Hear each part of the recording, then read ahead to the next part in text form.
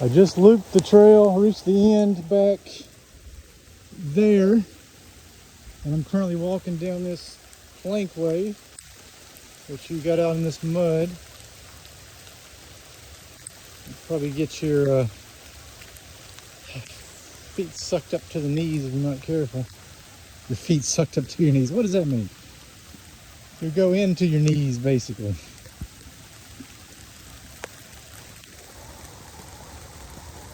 Yeah. Why am I thinking of velociraptors when I look at this spot?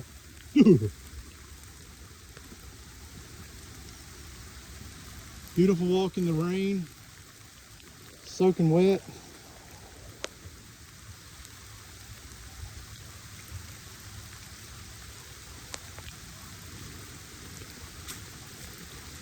But I thought I'd highlight this as I head back out.